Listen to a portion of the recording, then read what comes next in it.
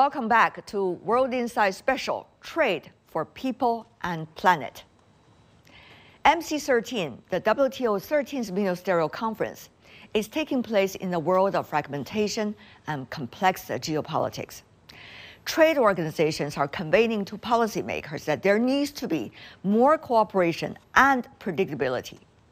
At this year's WTO 13th Ministerial Conference, I had a conversation with John Denton, the Secretary General of the International Chamber of Commerce.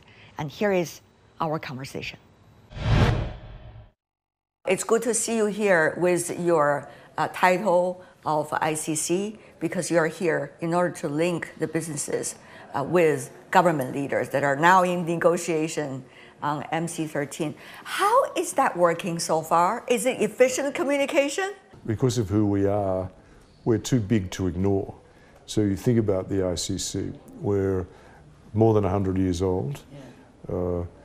We're a not-for-profit, an institution devoted to maintenance of effective economic settings to allow the private sector to function and help development, and therefore help communities and help families build their lives.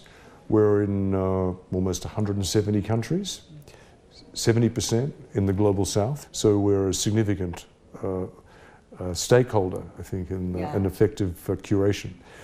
So governments do listen to us, and they listen to us not just because of who we are and what we stand for, is because we bring ideas to the table. What are some of the ideas that you brought to the table this time, particularly? Well, there's a couple of positive and there's a couple of warnings. The positives really around how to go about the process of reform. Let's face it, Jan, at MC12 2 years ago, they committed to a process of reform. From a private sector point of view, when you commit to something, you do it. We're trying to help them do what they committed to. Now, they've actually had a lot of discussions between MC12 and MC13, but we still don't have a credible roadmap. So as I said to them, and as we would say, we actually have written to them, and we've published a document on roadmap for reform from the ICC for WTO. First thing you've got to do is work out what you stand for. There's not much point reforming blancmange. What is it you actually stand for? So a clear reaffirmation, which is a very powerful political signal, of the fundamental principles that underpin the WTO, and your reaffirmation of your support for open markets, free exchange of goods and services, and now data across borders is critical, I think, to building any reform. And the other piece is you just can't reform. The basic principle shouldn't be thrown out of the window, right? Yeah, but the basic principles should be easy to agree to. But interestingly, they're even struggling to agree to that at the moment. That tells you a little bit about, I know you want to talk about geopolitics, but the geopolitical situation. The other element is you just can't reform bits of it. You actually have to look at the WTO as a whole, and it's got three important pillars.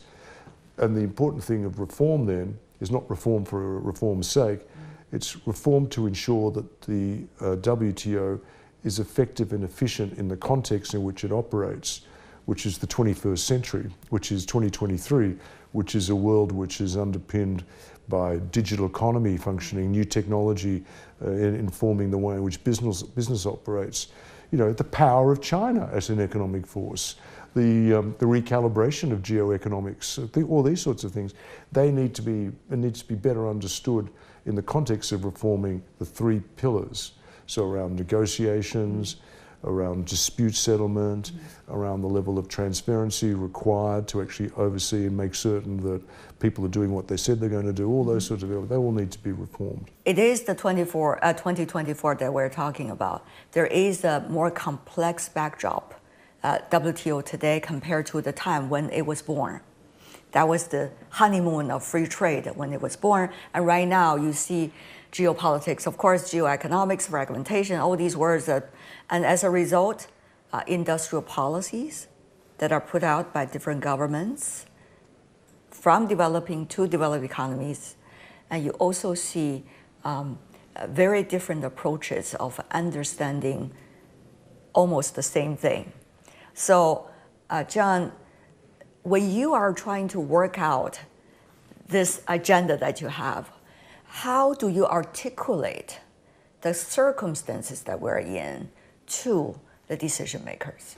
Well, maybe I'll give you another window to think about the ICC through. So I said before that we're in almost 170 countries. We are actually the world's largest second-track diplomatic network. We are also ourselves a very large and significant multilateral platform. Yes. And guess what? We actually function. We work as a multilateral platform and we achieve outcomes. We're able to come to a consensus through the organisation, which, by the way, does not mean everyone votes. It means people accept, based on the principles we operate under, that this is the best way to go, and that is the consensus. We build a consensus. We're not reduced to one. What that also tells you is that the principles that guide us are principles that are accepted by all. So when I said before that it's critical for the reform of the WTO to actually agree up front on what the principles are, that is really important. So when we talk to leaders, we're not talking as some trade association or a group that represents, one country's perspective. We're talking as another multilateral organisation and actually saying to them, if you're actually able to agree upon principles in the context, so we have ICCs in Syria, we have ICCs in Iran, we have ICCs in the US, we have ICC in Israel, and yet we're all able to sit at the same table and actually agree upon things because we agree upon the principles. We're not here to discuss the geopolitical situation. We're here to talk about economics, economic growth, and the importance of enabling the private sector to function to drive that. And that's what you have to keep focused on. Yes, there's always a lot of things swirling around, but focus on the issue at hand. The issue at hand at the WTO this year is actually not Russia-Ukraine. It's not the Gaza dispute. It's actually how do we ensure a functioning multilateral trading system, which is a public good available to the whole world and has improved the prospects for economic opportunity in the poorest nations, and actually that is something that could be under threat. That's what you have to keep focused on. John, on the other hand, there is the issue of technologies. As you earlier illustrated already, technologies are developing so fast, and they can be great tools, while at the same time, there can be big problems if the literacy of understanding these technologies and their impact is much lagging behind the technologies themselves. Well, that's only a matter of fact for our lives, but on the other hand, there needs to be efforts made.